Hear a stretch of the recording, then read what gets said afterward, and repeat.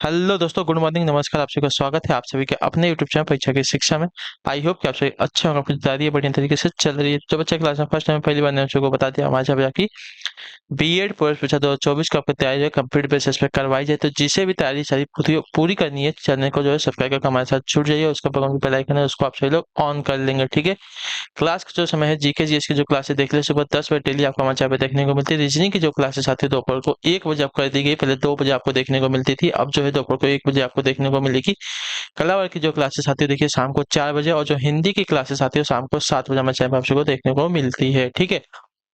तो हमारे क्लासेस का जो शेड्यूल है इसको याद करके कि इसी टाइम पर क्लासेस से जुड़ना है, अपनी तैयारी को जो है पूरा करना है। और जो यूपी वाले हैं, यूपी बीएड वालों का जो है फॉर्म आ गया है, आपको उसके बारे में वीडियो भी बता दिया गया है आपको कि 10 तारीख से, यानी कि 10 फरवरी से लेकर 3 मार्च तक जो आपका फॉर्म भरा जाने वाला है। तो जिसने भी अभी तक फॉर्म भरा नहीं है, जाकर फॉर्म भर लीजिए। इसके बाद भी अगर किसी को फॉर्म भरना है तो 10 मार्च तक जो आपका लेट फीस के साथ आपका फॉर्म भरा जाएगा। तो लेट क्यों करना है, जिसको एग्जाम देना है जाके फॉर्म भर लीजिए, ठीक है। उसके बाद 17 मार्च को, 17 अप्रैल को जो आपका इसका एडमिट कार्ड आएगा, और 24 अप्रैल को जो इसका एग्जाम होने वाला है, याद रखिए। और बाकी स्टेट का भी जो है फॉर्म जल्दी आ जाएगा, इसके आगे पीछे में। तो उसके लिए भी आप लोग रेडी रहेंगे, ठीक है। बाकी अगर आप सबको पीडीएफ चाहिए तो पीडीएफ हमारे टेलीग्राम का जो चैनल है परीक्षा की शिक्षा, आपका नीचे डिस्क्रिप्शन में लिंक मिलेगा, फटाफट चाहिए टेलीग्राम जैसे जुड़ जाइए। वहाँ पर जो पीडीएफ है इसका आप सबको मिलेगा। और जो एग्जाम का क्लास का जो अपडेट है डेली बेसिस पे आपको यहाँ पे दिया जाता है, जिससे आपकी जो क्लास है मिस नहीं होती है, ठीक है। अगर आपको हमसे और कुछ पूछना है, कोई बात करनी है, तो आप हमारे इंस्टाग्राम पर मैसेज कर सकते हो। परीक्षा की शिक्षा आपका इंस्टाग्राम का पेज है, नीचे डिस्क्रिप्शन में इसका जो है लिंक मिल जाएगा साथियों, ठीक है। क्लियर से इसके बारे में। तो चलिए क्लासेस स्टार्ट करें, ध्यान से क्वेश्चन को देख के उत्तर देने की कोशिश करेंगे, सही सही उत्तर क्या होगा, ठीक है। चलिए स्टार्ट करेंगे क्लास को। क्या देगा 26 नंबर क्वेश्चन, 25 नंबर तक जो है आपका कल करा देगा। तो उसके आगे का क्वेश्चन है, प्रत्येक राज्य में अनुसूचित जाति और जनजातियों की सूची कौन तैयार करता है, बताइए। प्रत्येक राज्य में अनुसूचित जाति और जनजातियों की जो सूची है कौन तैयार करता है, उसका राइट आंसर क्या हो जाएगा। संबंधित राज्य का राज्यपाल, संबंधित राज्य का विधानसभा, संसद, या प्रत्येक राज्य के राज्यपाल के परामर्श से जो राष्ट्रपति कौन तैयार करता है, बताइए।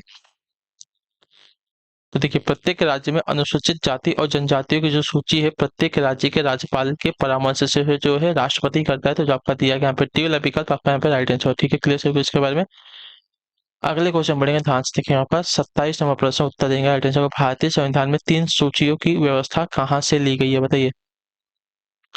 भारतीय संविधान में 3 सूचियों की जो व्यवस्था है कहाँ से ली गई है, इसका राइट आंसर क्या हो जाए साथियों, बताने की कोशिश करेंगे। आप सभी का ऑप्शन यहाँ पे दिया गया है, बताइए। क्वेश्चन आपको एक बार और बता दिया जाएगा, क्या दिया गया था क्वेश्चन। तो भारतीय संविधान में जो 3 सूचियों की व्यवस्था है कहाँ से ली गई है, तो आपका राइट आंसर साथियों भारत का शासन अधिनियम 1935 से जो आपका दिया गया यहाँ पे डी वाला विकल्प आपका राइट आंसर हो जाए, ठीक है। क्लियर होगा इसके बारे में। क्लियर है, भारतीय संविधान में 3 सूचियों की व्यवस्था जो है भारत शासन अधिनियम 1935 से ली गई है, ठीक है। क्लियर सभी को इसके बारे में। अगले क्वेश्चन बढ़ेंगे, आपका 28वां प्रश्न, ध्यान से देखिएगा, बताइएगा राइट आंसर क्या हो जाएगा। उस व्यक्ति का नाम बताइए जो प्रधानमंत्री के पद पर नियुक्त होते समय राज्यसभा का जो है सदस्य था, बताइए। उस व्यक्ति का नाम बताइए जो प्रधानमंत्री के पद पर नियुक्त होते समय राज्यसभा का सदस्य था। तो आपका राइट आंसर साथियों आपका इंदिरा गांधी, जो आपका दिया गया यहाँ पे ये वाला विकल्प आपका राइट आंसर, ठीक है। इंदिरा गांधी जो है प्रधानमंत्री के पद पर नियुक्त होते समय जो है राज्यसभा की सदस्य थी, ठीक है। क्लियर होगा इसके बारे में, ठीक है। चलिए अगला प्रश्न देखें, आपका 29वां प्रश्न, बताएंगे राइट आंसर क्या हो जाएगा। ध्यान से देखिएगा, बताइएगा। निम्न में से किस समिति का जो सदस्य है मंत्री नहीं हो सकता, बताइए। निम्न में से किस सदस्य का सॉरी निम्न में से किस समिति का जो सदस्य है मंत्री नहीं हो सकता साथियों, इसका राइट आंसर क्या हो जाएगा। तो आपका राइट आंसर हो जाएगा यहाँ पे उपयुक्त सभी का, प्राकलन समिति का, सरकारी उपक्रम समिति का, लेख लोक लेखा समिति का, ठीक है। इन तीनों समिति का सदस्य जो आपका मंत्री नहीं हो सकता। तो जो आपको दिया गया टी वाला विकल्प आपका यहाँ पे सही उत्तर होगा, ठीक है। क्लियर होगा इसके बारे में। अगले क्वेश्चन बढ़ेंगे, आपका 30 नंबर में बताएंगे राइट आंसर क्या होगा। ध्यान से देखिएगा, बताइएगा सही उत्तर क्या होगा, ठीक है। कोई विधेयक धन विधेयक है या नहीं, इसका निर्णय कौन करता है, बताइए। कोई विधेयक धन विधेयक है या नहीं, इसका निर्णय कौन करता है। तो आपका राइट आंसर हो जाती है लोकसभा का अध्यक्ष, जो आपका दिया गया यहाँ पे बी वाला विकल्प आपका राइट आंसर, ठीक है। कोई विधेयक धन विधेयक है या नहीं, इसका निर्णय लोकसभा का अध्यक्ष करता है, ठीक है। क्लियर होगा इसके बारे में, कोई डाउट होगा हमें देखिए बिंदास पूछ सकते हैं आप सभी लोग, ठीक है। अगला क्वेश्चन देखें, 31 नंबर है, बताइएगा राइट आंसर क्या होगा। ध्यान से देखिएगा।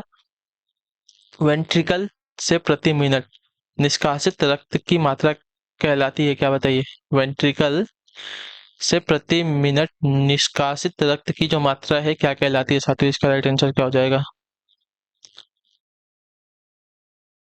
तो आपका राइट आंसर साथियों कार्डियक आउटपुट कहलाती है, जो आपका बी वाला ऑप्शन देगा आपका राइट आंसर होगा। ठीक है, क्लियर सभी को। वेंट्रिकल से प्रति मिनट निष्कासित रक्त की जो मात्रा है आपकी कार्डियक आउटपुट कहलाती है, तो जो आपका दिया गया यहाँ पे बी वाला विकल्प आपका राइट आंसर हो जाएगा। ठीक है, क्लियर सभी को इसके बारे में।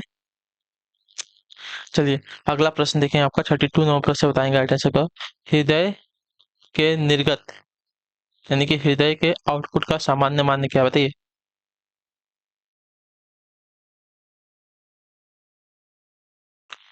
हृदय के निर्गत का सामान्य मान क्या होता है? तो आपका राइट आंसर हो जाएगा साथियों यहाँ पे 5.04 लीटर प्रति मिनट। ठीक है, यानी कि 1 मिनट में जो है 5 लीटर जो खून है आपके बॉडी का पूरा खून आउटपुट कर देता है हृदय से, मतलब आर पार हो जाता है। ठीक है, यानी कि जो स्कैन करते हैं जिस तरह से, उस पर हमारा हृदय जो है रक्त की शुद्धि करता है ना, तो 5 लीटर जो है 1 मिनट में शुद्धि कर देता है। कितना? 5.04 लीटर इतने आ जाएगा। ठीक है, हृदय के निर्गत यानी कि आउटपुट का सामान्य मान कितना है? तो 5.04 लीटर प्रति मिनट। ठीक है, अगले क्वेश्चन बढ़ेगा 33 नंबर है। 33 नंबर बताइएगा राइट आंसर क्या हो जाए। साथ ही पूछा गया आपका कॉर्पोरेशन स्टेडियम कहाँ है? बताइए, कॉर्पोरेशन स्टेडियम कहाँ पर स्थित है साथियों? इसका राइट आंसर क्या हो जाएगा? नई दिल्ली में है, मुंबई में है, कोलकाता में है, चेन्नई में? तो कॉर्पोरेशन स्टेडियम की अगर आपसे लोग बात करेंगे साथियों, तो आपका जो है चेन्नई में स्थित है, जो आपका डी वाला विकल्प देगा आपका राइट आंसर। ठीक है, क्लियर सभी को इसके बारे में। ठीक है, चलिए अगला प्रश्न देख लेते हैं, आपका 34 नंबर। सबसे कम आयु में शतक बनाने वाला भारतीय क्रिकेटर कौन है? बताइए। सबसे कम आयु में शतक बनाने वाला भारतीय क्रिकेटर कौन है साथियों? तो सभी को पता होगा, सचिन तेंदुलकर, जो आपका ए वाला पिकअप देगा आपका राइट आंसर। ठीक है, क्लियर हो इसके बारे में। सबसे कम आयु में शतक बनाने वाले आपके भारतीय क्रिकेटर जो है सचिन तेंदुलकर थे। ठीक है, क्लियर हो इसके बारे में। चलिए अगला प्रश्न देखेंगे, आपका 35 नंबर प्रश्न बताइएगा राइट आंसर क्या हो जाएगा। 35 नंबर है।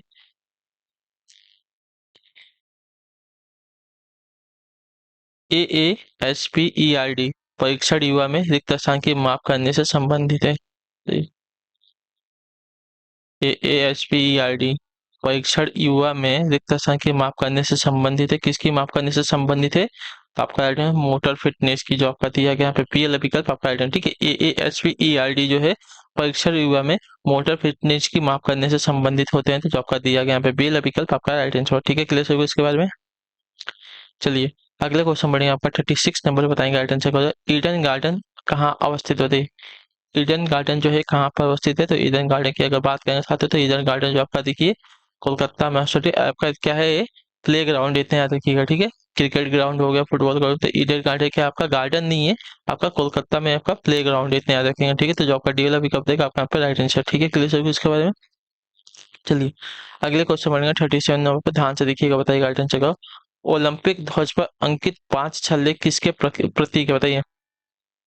ओलंपिक ध्वज पर जो आपके अंकित 5 छल्ले हैं किसके प्रतीक के साथ ही? 37 पे सही उत्तर का होगा। आपने देखा होगा ऐसा ऐसा ऐसा और ऐसा और ऐसा, है ना?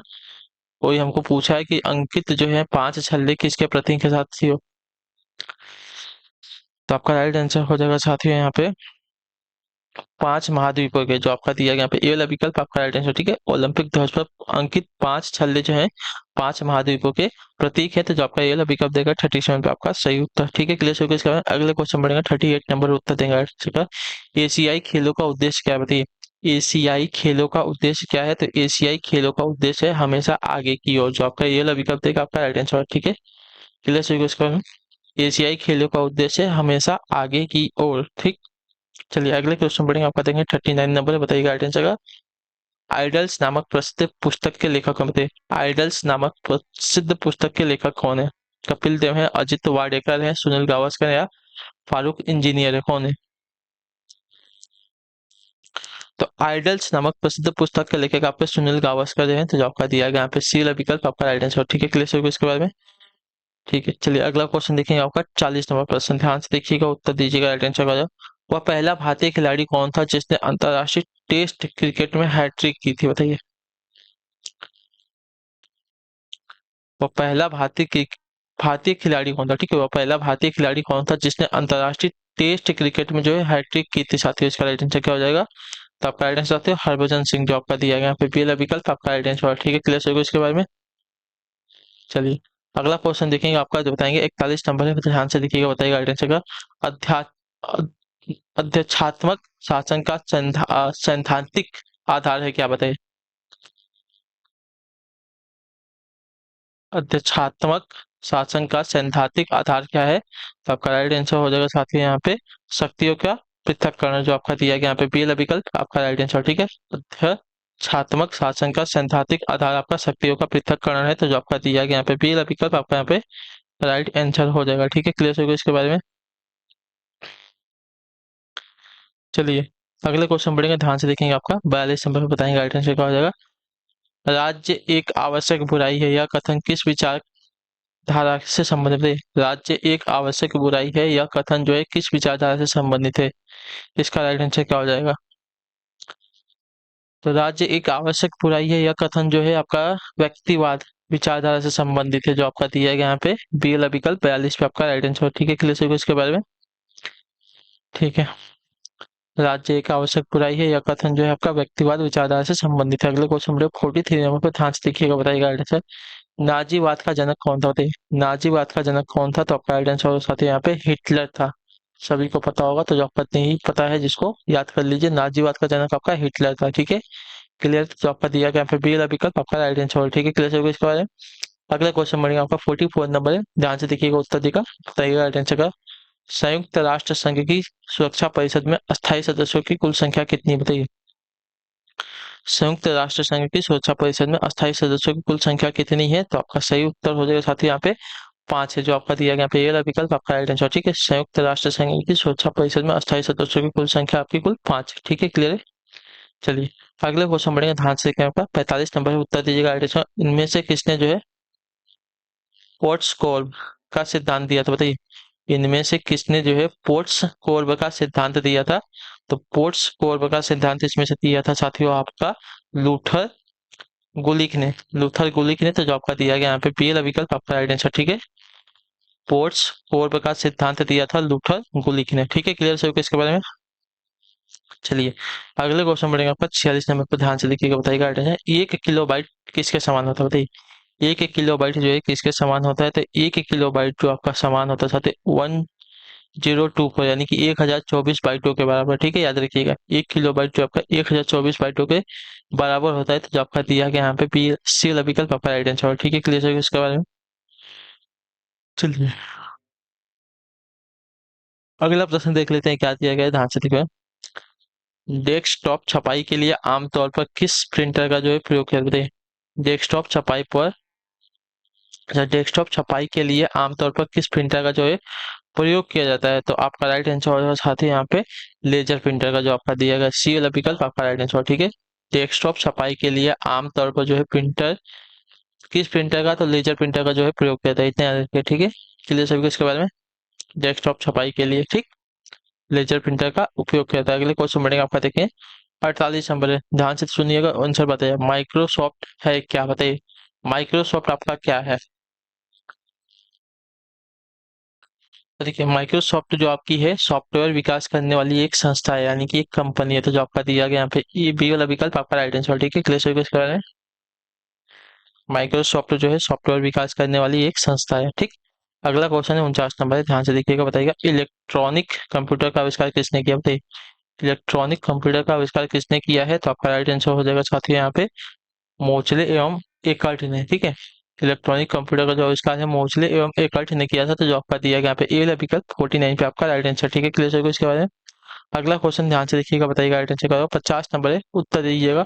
भारत में सुपर कंप्यूटर परम का निर्माण कहाँ कहाँ किया गया, बताइए? भारत में सुपर कंप्यूटर परम का जो निर्माण है कहाँ किया गया है? तो आपका राइट आंसर हो जाएगा साथी यहाँ पे पुणे में, जो आपका दिया गया है पी वाला विकल्प आपका राइट आंसर। ठीक है, क्लियर है इसके बारे में।